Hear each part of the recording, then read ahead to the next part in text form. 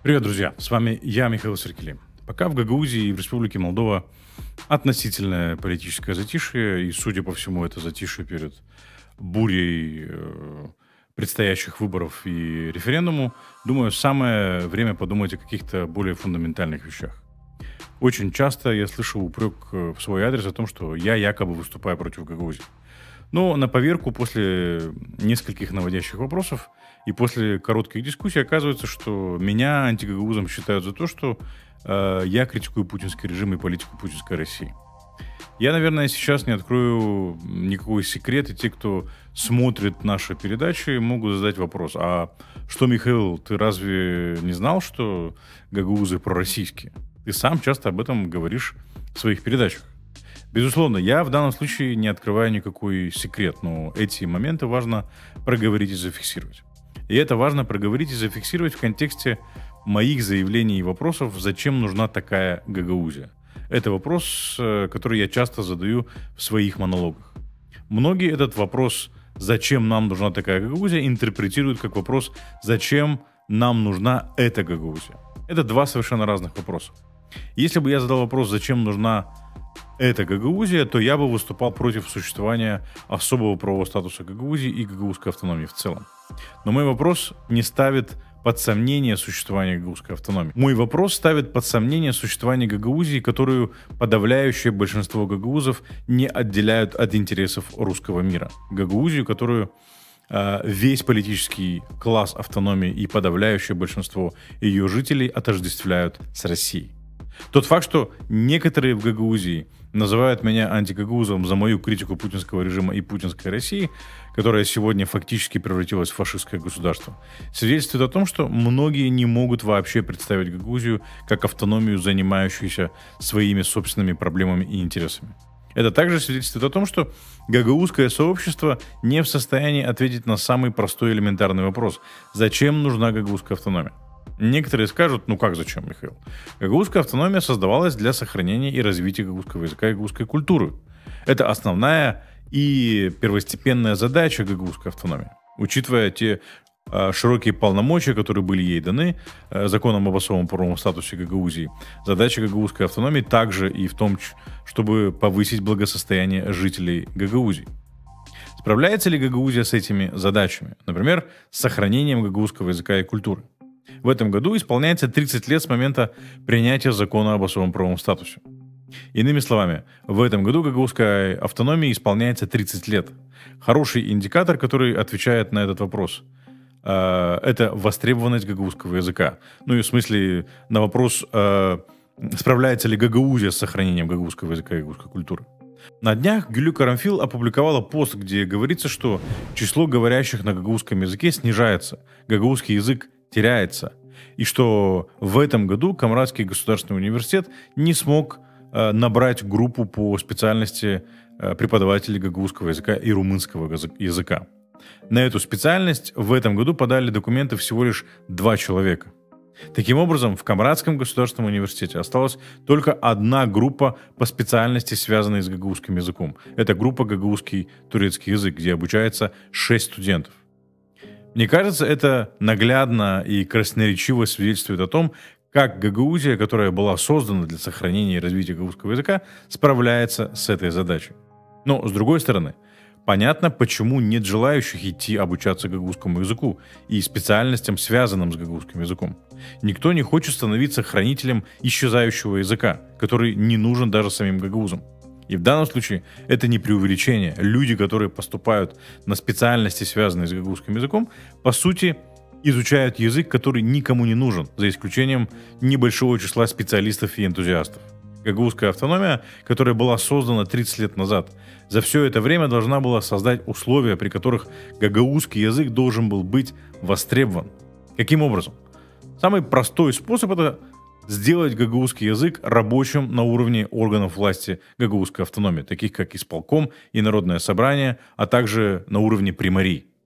В том смысле, что дело производства органов власти Гагаузии, заседания, переписка или переписка с другими органами власти должны вестись исключительно на гагаузском языке.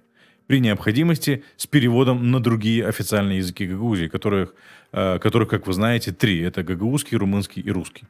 То есть, иными словами, за 30 лет гагаузский язык должен был заменить русский язык в основных сферах жизнедеятельности и стать языком образования, языком делопроизводства и главным языком в общественной жизни Гагаузии. Но этого, как мы видим, не произошло. И как мы видим, за 30 лет существования гагаузской автономии мы все дальше от решения этой задачи. И эта задача так и не стала главной задачей политического класса Гагаузии. Я вам даже больше скажу. Сегодня в Гагаузии невозможно найти аккредитованного переводчика гагаузского языка. Я очень сомневаюсь, что даже в исполкоме и в Народном собрании есть такие люди или хотя бы один человек. Хотя прежде всего они должны быть именно там, потому что по местным гагаузским законам все документы и решения, в том числе законы и постановления Народного собрания и исполкома, должны публиковаться в экспресс-каноне, аналоги официального бюллетеня в Гагаузии, на 3 языках – гагаузском, румынском и русском. Но они публикуются только на русском, соответственно, переводом этих решений на гагаузский язык никто не занимается. И более того, никто этого не требует. Про школы с полным или хотя бы частичным обучением на гагаузском языке я вообще молчу. Никто даже не ставил перед собой такую задачу. Если бы хотя бы 30 лет назад исполком и Народное собрание, которые являются основными органами власти в Гагаузии, ответственными за продвижение гагаузского языка, начали бы внедрять хотя бы практику перевода своих решений на гагаузский язык и постепенный перевод всего делопроизводства на гагаузский язык хотя бы на уровне исполкома и Народного собрания, то это сделало бы знание и владение гагаузским языком востребованным, и специалистов, знающих гагаузский язык, было бы гораздо больше. И тогда, или вообще как бы больше, потому что их сейчас особо и нет. И тогда, возможно, в Камрадском университете была бы не одна группа из 6 человек, а гораздо больше. Тогда нужны были бы переводчики, нужны были бы преподаватели и в целом люди, владеющие гагаузским языком. Были бы востребованы на рынке труда такие специалисты. А на данный момент существует тенденция, при которой молодые люди или молодые семьи, где оба родителя говорят на гагаузском языке, предпочитают не учить детей гагаузскому языку дома. Изучение гагаузского языка в школе воспринимается многими не как благо, а как дополнительная, никому не нужная нагрузка. Если развить эту мысль, то получается, что гагаузский язык не нужен не только тем, кто собирается отсюда уезжать, но и тем, кто собирается здесь остаться. И это логично. Люди стремятся обучиться тому, что поможет им в жизни, поможет получить профессию, заработать себе кусок хлеба, реализовать себя в этой жизни. И если знание гагаузского языка этому не способствует, то люди добровольно от него отказываются. И задача гагаузской автономии состояла и состоит в том, чтобы создать условия, при которых знание гагаузского языка помогло бы жителям Гагаузии реализовать себя хотя бы на территории Гагаузии. Теперь, что касается повышения благосостояния жителей и экономического развития региона. Благосостояние жителей Гагаузии, этим вопросом занимаются сами жители и в основном центральные власти Республики Молдова. Мало кто сегодня ждет от властей Гагаузии каких-то действий в этом направлении. Давайте посмотрим на несколько цифр. В Гагаузии самый высокий бюджет в пересчете на душу населения по сравнению с другими административно-территориальными единицами второго уровня в Республике Молдова. Это районы, муниципии и регионы с особым правовым статусом. Этот показатель даже выше, чем в муниципии Кишинев. Имеется в виду, в Гагаузии он выше, чем в муниципии Кишинев. В Кишиневе бюджет на душу населения составляет 8 тысяч леев, а в Гагаузии около 12 тысяч леев. При этом средний уровень заработной платы по АТО Гагаузия ниже, чем средний уровень заработной платы по стране. Несмотря на то, что в Гагаузии бюджет на душу населения выше, чем в Кишиневе, количество общественных услуг, предоставляемых в Гагаузии, ничтожно мало и не идет ни в какое сравнение с тем количеством услуг, доступных жителям Кишинева. Таких как водоснабжение и канализация, общественный транспорт, качественные дороги, тротуары, дополнительные образовательные услуги, парки и учреждения культуры и многое другое. Что там говорить, Гагаузский национальный театр до сих пор не имеет своего собственного здания. Сам по себе возникает вопрос, а куда же уходит этот самый высокий бюджет в пересчете на душу населения? Все очень просто. Этот бюджет уходит на содержание армии чиновников. Огромный чиновничий аппарат в исполкоме, дополнительные никому не нужные уровни власти, например, районные администрации, у которых нет никаких полномочий. Единственное, что они делают, так это путаются под ногами у примаров. В Гагаузии 3 района со своими администрациями. И это на 27 населенных пунктов, которые есть в Гагаузии. В Гагаузии, например, есть Вулканежский район с 4 населенными пунктами, и у этого района есть своя администрация и даже свой председатель. А кроме этого, над всеми примариями и районными администрациями в Гагаузии стоит целый исполнительный комитет со своей армией чиновников и народное собрание, где помимо депутатов есть еще и секретариат. При таком количестве чиновников работа в Гагаузии должна кипеть, и это должно отразиться положительно на благосостоянии региона. По идее, эта армия чиновников должна обеспечивать экономическое развитие и решать проблемы жителей региона. Но в реальности эти люди стали единицами по освоению гагаузского бюджета в виде премий, заработных плат и привилегий государственных служащих. Например, заработная плата башкана выше, чем заработная плата президента Республики Молдова. Решает ли такая большая армия чиновников проблемы жителей Гагаузии, экономических агентов и других категорий граждан? Ситуация с НДС показала, что не решает, та, которая возникла в начале этого года. Я имею в виду ситуацию, когда парламент принял поправки в налоговый кодекс в конце прошлого года, которые предусматривали возмещение НДС для экономических агентов Гагаузии из регионального бюджета Гагаузии. Эти поправки были опротестованы потом в Конституционном суде, и пока шло разбирательство, экономические агенты просили исполком выполнить свои обязательства по закону, который на тот момент действовал, и возместить им НДС должны были из регионального бюджета Гагаузии, поскольку на тот момент это было обязательством исполкома Гагаузии. Но исполком Шора, как вы помните, отказался возмещать НДС экономическим агентам из Гагаузии, оставив экономических агентов решать эту проблему в одиночку. После этого из Гагаузии просто-напросто стали уходить экономические агенты. Это показало, что в Гагаузии не с кем решать проблемы на уровне органов власти.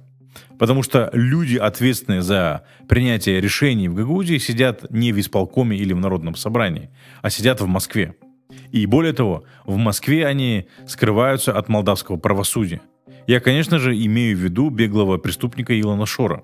И тут я возвращаюсь к главному вопросу, с которого я начал сегодняшний монолог, и которым я задаюсь очень часто в последнее время. Зачем нам нужна такая автономия, которая не занимается сохранением и развитием гагаузского языка и гагаузской культуры и не занимается решением проблем жителей Гагаузии и повышением уровня их благосостояния? И если гагаузская автономия не занимается базовыми вопросами, ради которых она создавалась, то чем тогда занимается гагаузская автономия? Гагаузская автономия почему-то поставила перед собой задачу сохранить и защитить русский язык и российское влияние в Республике Молдова и бороться с румынской идентичностью и против европейской интеграции. И ничего из этого не соответствует интересам гагаузского сообщества и гагаузской автономии в целом. Если говорить о русском языке, то русскому языку в Молдове и вообще в мире ничего не угрожает. На нем говорят 250 миллионов человек по всему миру. И по большому счету, даже если бы русскому языку что-то угрожало, гагаузам до этого какое дело? Пусть русские заботятся о русском языке, гагаузы должны заботиться о своем, о гагаузском языке, который находится под угрозой исчезновения. И ситуация с состоянием гагаузского языка стремительно ухудшается по вине самих же гагаузов, несмотря на то, что у гагаузов есть все необходимое для сохранения и развития гагаузского языка. Свои органы власти, свой бюджет, своя автономия. Но эти инструменты, к сожалению, используются не для реализации тех задач, которые соответствуют интересам гагаузского сообщества, а используются для реализации шовинистической политики путинского режима в Республике Молдова. Причем гагаузы сами стали жертвой шовинистической политики российского государства, которая очень сильно русифицировала гагаузов и лишила нас своей идентичности. Особое недоумение вызывает фанатичная борьба гагаузов против румынской идентичности. Хотя на самом деле гагаузы должны брать пример у тех молдаван, которые за годы советского режима не утратили свою румынскую идентичность и пронесли ее сквозь репрессии, депортации, голод, советский террор и агрессивную русификацию, проводимую Советским Союзом. Эти люди остались сами собой. И их дети говорят на их родном языке и являются частью их национальной культуры. А мы, гагаузы, за 47 лет советской власти утратили свою идентичность. И советская власть внушила нам, что выбирать свой родной язык, а не русский, это нацизм и фашизм. То есть советская власть убедила гагаузов в том, что отказаться от своей идентичности, своего языка и своей культуры в пользу русского языка и русской культуры – это нормально и правильно. А те, кто сохранили свой язык, культуру и идентичность, например, как румыны и украинцы, те фашисты. Но многие даже не задумываются, что гагаузы сами стали жертвой шовинистической и, по сути, фашистской политики Советского Союза. И сейчас мы дошли до того, что в Народном собрании звучат заявления, что гагаузы – это русскоязычный народ, и что якобы гагаузы больше русские, чем сами русские. И кишиневские политики должны это учитывать. И эти фразы, к сожалению, не находят осуждения ни среди депутатов, ни среди членов исполкома, ни в целом среди так называемого политического класса или политической элиты Гагаузии. Если так думают представители так называемой политической элиты, то чего ждать от рядовых жителей Гагаузии? Большое сожаление вызывает приверженность гагаузов к русскому миру и одобрение агрессивной и шовинистической политики путинского режима или путинской России в отношении своих соседей и своих бывших колоний. Особенно сейчас, когда Россия противопоставила себя всему цивилизованному миру, развязала преступную войну против Украины и каждый день совершает преступления против человечности. И маленький гагаузский народ, вместо того, чтобы стать частью цивилизованного мира, где уважают права человека, и права в том числе таких малых народов, как гагаузский народ, солидаризируется с агрессором, который угнетает в своей стране такие же малые народы, как гагаузский. Это какой-то сюр. Гагаузы оказались втянуты в эту войну на стороне агрессора. Да, здесь, слава богу, не проходит линия фронта, но Гагаузия и жители Гагаузии втянуты в эту войну ментально и информационно. И тем, что гагаузы, не все, но подавляющее большинство солидаризируются с российской агрессией против Украины. И с точки зрения информационной, да, здесь проходит как раз-таки линия фронта. И Россия сегодня, в том числе через Гагаузию, пытается втянуть в войну всю Республику Молдова. К сожалению, в Гагаузии считают нормальным противопоставлять себя европейскому пути Республики Молдова, не понимая, что это фактически противопоставлять себя нормальному и естественному пути развития Республики Молдова, частью которой является и Гагаузия. Можно сколько угодно хотеть прихода сюда русских солдат и русского мира. Но как бы сильно гагаузы этого не хотели, русские солдаты сюда не придут.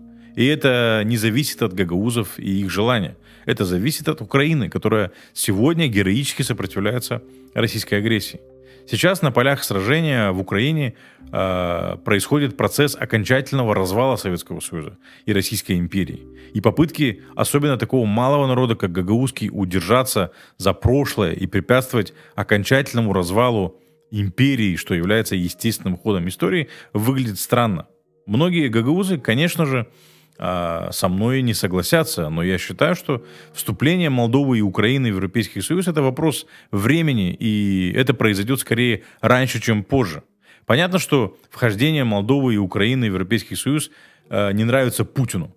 Пусть себе не хочет Путин этого, это его проблема, нам-то от этого что? Гагаузы должны думать о своих интересах и интересах своей автономии и своего государства, Республики Молдова. В 2014 году Россия не хотела, чтобы Молдова и Украина подписали договор об ассоциированном членстве с Европейским Союзом.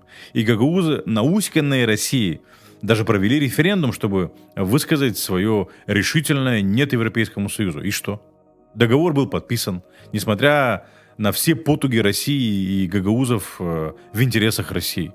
Граждане Молдовы, в том числе и жители Гагаузии, благодаря подписанию этого договора получили безвизовый режим с Европейским Союзом и упрощенный режим торговли, чем успешно пользуются и сегодня. Более 40% товаров на экспорт из Гагаузии уходят в Европейский Союз. За эти 10 лет Молдова уже получила статус кандидата и начала переговоры о вступлении в Европейский Союз вместе с Украиной. Ровно так же, как и в 2014 году, сегодня Россия пытается использовать гагаузов против европейской интеграции Республики Молдова. И самый главный вопрос – зачем это Гагаузии? Мало того, что действия России не дают результата, и Гагаузия себя этим только подставляет, так Гагаузия же в этом вопросе работает против себя самой, сопротивляясь присоединению к цивилизованному миру, к Европейскому Союзу. Слепая вера России и Путину привела гагаузов к тому, что особый правовой статус, то благо, которое гагаузы получили от молдавского народа в 1994 году, сегодня попал в руки лидера организованной преступной группы Илона Шора, которого Москва скормила гагаузам на выборах Башкана. Шор, в свою очередь, пользуясь поддержкой Москвы, которой безоговорочно верят гагаузы, посадил в кресло Башкана человека с признаками умственной отсталости, которая сегодня стала лицом гагаузского народа. Таким образом, Москва выставила гагаузов на посмешище перед всем миром. Ориентируясь на Москву, Гагаузия потеряла все: поддержку международного сообщества, инвестиции и, самое главное, перспективы. И поэтому не надо удивляться, когда возникает вопрос, зачем гагаузам такая автономия, которой управляют не гагаузы, а лидеры организованной преступной группы, которая работает не в интересах гагаузов, а в интересах преступного путинского режима.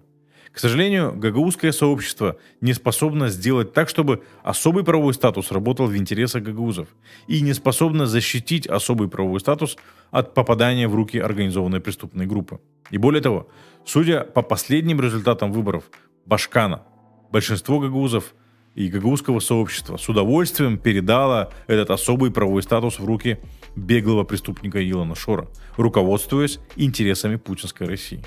И если гагаузское сообщество не сделает соответствующие выводы и не начнет руководствоваться своими интересами, интересами гагаузской автономии вместо интересов путинской России, то недалек тот час, когда встанет следующий вопрос: а зачем гагаузам вообще автономия? Мне кажется, у гагаузов есть очень хороший шанс продемонстрировать, что все не так безнадежно. И этот шанс представится всем гагаузам 20 октября 2024 года на референдуме по вопросу европейской интеграции.